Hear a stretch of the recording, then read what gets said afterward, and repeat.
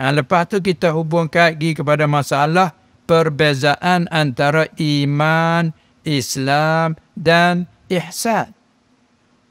Sebagaimana kita maklum daripada hadis Jibril.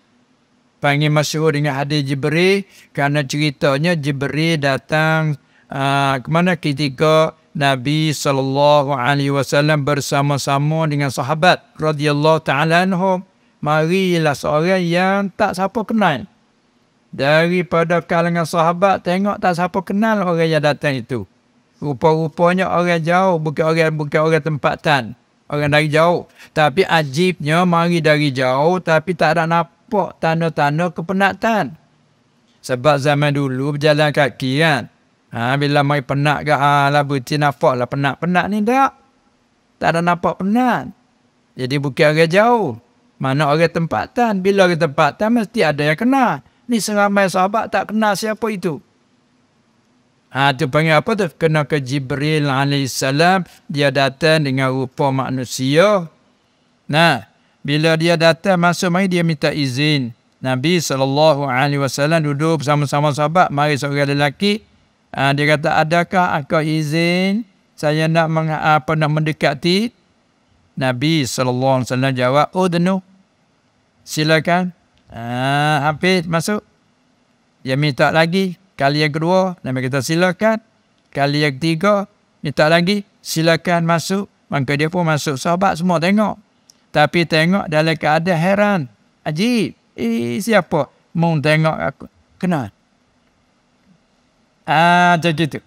Masuk. Mari duduk pula ajib pula. Mari rapat pelaga lutut. Dengan lutut Nabi SAW. Rapatnya duduk pelaga lutut. Ini sahabat ajib. Kata ada riwayat, dialah meletakkan, menghantarkan dua tangannya seorang lelaki itu di atas dua pahanya Rasulullah SAW. Tangan dia letak atas paha Rasulullah. Ajib orang ni. Macam orang kenal-kenal. Pergi dengan kawan kan. Kalau orang tak tahu, rapat ni kawan, rapat.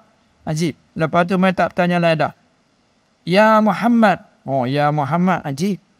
Akhbirni anil iman. Setengah katanya akhbirni anil Islam. Ada khilaf riwayat mana dulu yang dia tanya. Kata setengah iman, kata setengah Islam. Ala kulli hal, tiap-tiap satu dia tanya. Maka Nabi SAW jawab sebagaimana kita maklum rukun iman yang 6 itulah. Rukun iman ada 6 saja itulah. Ambil pada ada itu. Dia jawab, iman itu ialah bahawa aku beriman percaya dengan Allah dan dengan segala kitabnya, dengan segala nabinya, segala rasulnya dan segala malaikatnya dan dengan hari yang akhir dan hari kiamat dan juga dengan qada dan qadar. Yang kita dah panggil rukun iman ada 6 perkara. Dalam pengajian kita dah ajar kanak-kanak bagainya.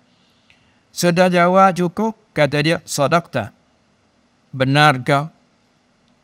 Anjir sahabat. Dari Zuhir daripada tanya, rupanya orang jahil. Tapi bila dijawab, dia kata sadaqta. Rupa-rupanya dah pandai. Jadi ajib lah. Akhbirni anil Islam. Kau ceritakan daripada Islam tak apa dia. Maka Nabi pula jawab sallallahu alaihi wasallam sebagaimana rukun Islam 5 kan.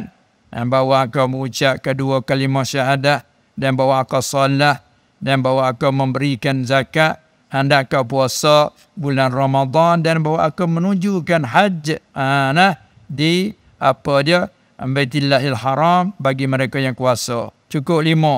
Maka dia kata sadaqta. Benar kau. Kemudian akhbirni anil ihsan. Aku ceritakan aku daripada ihsan. Apa ihsan?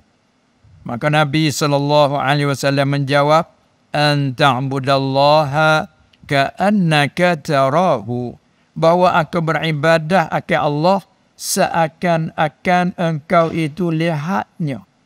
Seakan-akan aku pandang dia. Macam kita ada berdepan gini. Kerana nampak macam kita berdepan gini kan. Kalau kita berdepan dengan orang yang besar jawatan pangkat besar, kok kita tenang kan. Tawaduk kita rendah di kerana kebesaran dia, kita rendah. Kerana kelebihan dia, kita orang yang pangkat yang rendah, kita hormat padanya. Bila kita berdepan. Begitulah akal ibadatkan Allah itu seakan-akan. Akal tu lihat dia. Kalau mengaji dalam istilah ilmu tasawuf, panggil maqam musyahadah. Wa fa in lam takun tarahu fardu takdir, maka jika akal tak nampak dia, akal tak lihat Allah, fa innahu yaraka, maka sesungguhnya Tuhan kau itu lihat akan kau. Maknanya walaupun kita tak nampak dia, kita itu rasa kata dia senantiasa melihat kita. Tadi seakan-akan kita nampak dia, lihat dia. Kalau tidak pun, begitu rasa kata kita tak nampak dia, kita ingat kata dia senantiasa melihatkan kita. Dia panggil dalam istilah tasawuf maqam muraqabah. Itu ihsan. Panjang lagi hadis itu sudah pada tu dengan ringkas cerita. Keluar lagi dia tanya apakah bilakah masa kiamat dan apakah tanda-tandanya. Habis, akak pun pergi. Apa sahabat? Siapa orang tu?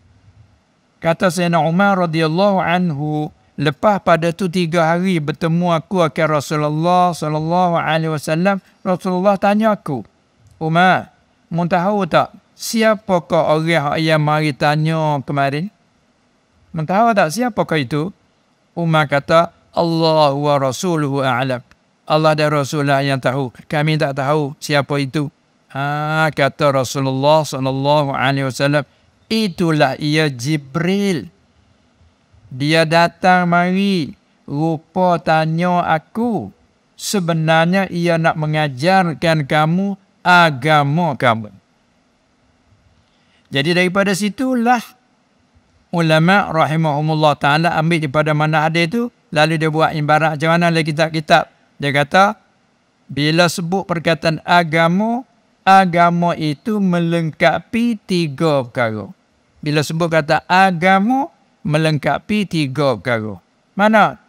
Iman, Islam, ihsan. Bila kata orang punya agama, iman, Islam, ihsan. Agama melengkapi 3. Maka iman itulah huraian dan percaraan panjang lebarnya jadikan dalam ilmu usuluddin. Ilmu tauhid. Tak nama ilmu tu hurai tentang iman. Tak kalau beriman tak apa. Beriman dengan Allah. Apa makna beriman dengan Allah? Hurai di sana. Sifat-sifat. Wajibat, mustahilat, jaizat. Hurai lagi tak? Ilmu usuluddin. Mengenai dengan kenalkan kitab. Beriman dengan kitab Allah termasuk Quran dan lain. Beriman dengan Rasul, segala Rasul. Kita beriman dengan Nabi Muhammad sallallahu alaihi wasallam. Lazim beriman dengan segala Nabi yang lain. Huraya semua adalah usuluddin. Mengenai dengan iman. Sampai kepada beriman dengan malaikat. Juga hurai di sana. Kita i'tikadkan bahawa malaikat bukan lelaki, bukan perempuan. Siapa yang i'tikad kata malaikat itu lelaki, fasik, haram, wajib bertaubat darinya. Siapa yang i'tikad kata malaikat itu perempuan, kufur ulama hukum. Tengok itu urainya adalah usuluddin. Lepas tu akhirnya beriman dengan al-yaumil akhir, hari kiamat. Kiamat mesti akan berlaku. Sekalipun kita tak tahu bilakah.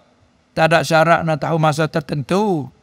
Terus ada buat kajian lah masa tertentu, tak ada siapa tahu.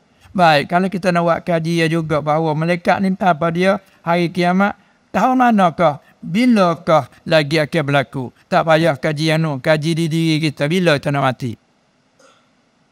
Kita mesti mati kan? Tapi bilakah saat mana kita mati? Tak siapa tahu. Bijak pandai pun tak siapa tahu. Aku mesti mati, tapi bilakah aku tak boleh jawab. Hari apa, bulan manakah, bulan apakah, saat apa, tak boleh tahu. Jadi, hak bersama dengan diri kita tak dapat kita ketahui kan? Maka bagaimana pula kiamat? Hanya kita beriman, kiamat mesti berlaku. Bilakah? Wallahu a'lam. Sebab tu dalam hadis tadi, bila malaikat Jibril lepas tanya iman, Islam, ihsan tadi, dia tanya, mata sa'ah? Bilakah kiamat berlaku?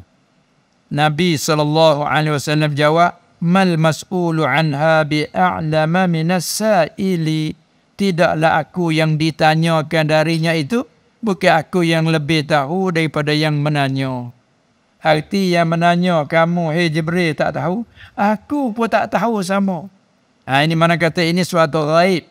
Allazina yu'minuna bil ghaib. Walaupun perkara tu gaib, kita percaya. Kiamat akan berlaku. Nah, mati, kita mesti mati. Kita tahu kita. Lepas tu beriman pula dengan qada dan qadar. Satu huraian iman dalam ilmu usuluddin. Manakala Islam, Islam tak amalan lah. Satu huraian dalam kitab fiqh. Mulai daripada bicara rubuk ibadat. Bila sebut ibadat, melengkapi sembahyang, puasa, zakat, haji, umrah. Lepas tu barang yang berkaitan dengannya daripada wuduk, daripada tayamum, daripada mandi, cara hadas. Tu sakupat dengan rubuk ibadat. Huraian dalam fiqh. Lepas tu pergi kepada muamalat dalam fiqh. Cara kerja buat harian, cari kehidupan, gapo berjual, beli, sewa, menyewa, upah, mengupah, gaji dan sebagainya. Tu huraian dalam kitab fiqh mengenai dengan muamalat. Lepas tu munakahat, robok yang ketiga berkaitan dengan berumah tangga. Kena jaga nasab tu, ada kemunakahat, ada rukun, ada syarat, ada bab, apa semua tu huraian dalam fiqh tu masih dalam Islam. Apa tu?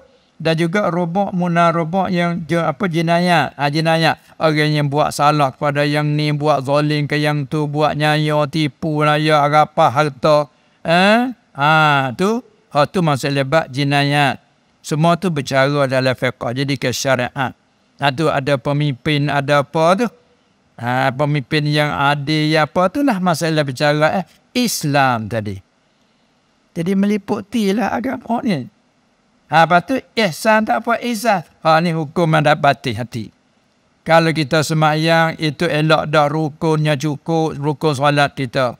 Syarat-syarat nak sah apa cukup sekali. Kalau bentar ke sembahyang yang begitu rupa, apa nak kata? Semua hukum sah. Bila hukum sembahyang kita dah sah, mana ma yu'taddu bihi. Barang yang boleh dibilang, dibuat kira dah dengannya. Arti lepas dari gugur tutup tawajib. Tetapi terima kau tak terima, hak tu pula pada ihsan. Ikhlas kau tak ikhlas dalam mengejar. Hak tu cara ke ihsan bercara dari ilmu tasawuf.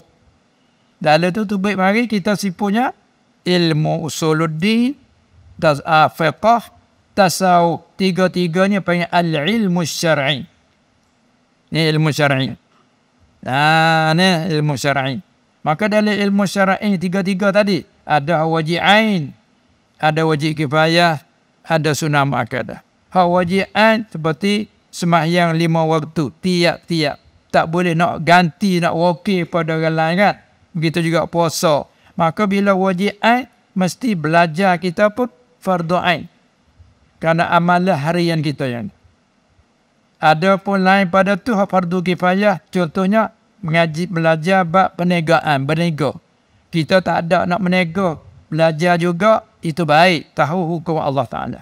Tapi kalau kita main azam hati nak berniaga, wajib ain kita belajar bab berniaga. Karena takut silap dalam berniaga. Lama jadi reba, tipu menipu, jadi mutaffifin ke. Wailul lil mutaffifin, menyuka timbang. Tu tak betul. Reba tak reba. Wajib ain nak belajar apa dia? Bab tijarah jika kita azam nak berniaga. Tapi tak mau berniaga, nak belajar tahu saja hukum Allah mengenai dengan berniaga. Itu duk tangga fardu kifayah. Paling kurang sunnah muakkadah. Sia-sia tak sama sekali. Hingga ulama mengatakan bermasyhur dengan ilmu syarak itu lebih afdal daripada ibadat sunat. Kalau sembahyang 100 rakaat. Sekalipun kita belajar masyhur dengan ilmu syarak yang kita tak boleh amal sekalipun.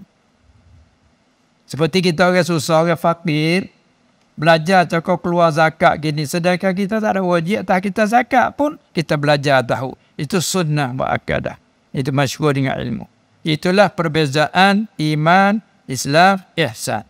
Tetapi, dua perkataan iman dan Islam, kalau kita sebut satu. Iman, orang mukmin melengkapi Islam. kita sebut ni orang Muslim, orang Islam, melengkapi iman. Tapi kalau kita sebut dua sekali, iman dan Islam, lain. Iman habuah batin, akidah pegangan. Islam habuah ingkiyat zahiri. Seperti kita nak contoh, orang Islam, kalau soal bak solat, dia tak solat. Solat lima waktu dia tak solat. Tapi kalau kita nak soal iman dia kata ada. Zahir Islam tak ada tu. Zahir Islam ingkiyat tak ada. Tapi kalau tanya bak iman, apa kata kamu yang kamu tidak solat lima waktu, aku tengok mu tak solat, aku nak tanya kamu, apa pegangan kamu mengenai solat lima waktu tiap-tiap hari? Apa hukum? Wajib, kata dia. Wajib. Wajib ain. Dia kata begitu. Kenapa kamu tak solat? Ya, aku tak solat ni soal amalah aku, nafsu aku. Tapi aku tahu wajib. Aku i'tikad wajib. Di segi iman, dia ada. Di segi zahir Islam, dia tak ada. Kan dia tak ada ingkiyat. Nanti kata bila sebut iman dan Islam, lain. Begitu juga puasa Ramadan di atas orang yang tidak ada keuzuran yang dibenarkan, wajib. Tak puasa juga, itu dia tengah haram. I'tikad dia pegang begitu. Betul. Iman dia tak ada apa-apa. Tapi kalau dia tu solat, tapi i'tikad sebenarnya tak wajib pun, apa kamu semayang dah lah? Aku tak semayang taklid. Ayah aku marah. I'tikad dia tak ada wajib. Itu kufur. Sekalipun solat. Itu berlainan antara iman dan Islam. Iman habuat asas. Macam tadilah. Tengok tak nampak macam asas di bawah masjid ni. Tapak turun di asas ni banyak ni bawah. Itu merupakan iman. Ya daripada sini naik ke atas. Ini panggil Islam. Kita tengok nampak lah. Begitu di antara. Lepas tu nak mengelakkan ihsan. Dengan ikhlas. Dengan jujur hati. Kalau bercakap pun mulut begitu, hati yang sama. Itu bab ihsan. Ihsan. Ya sebab tu dia panggil apa? Ihsan itu syartun li kamalil iman wal Islam. Ihsan itu syarat bagi sempurnakan iman dan Islam. Itulah di antara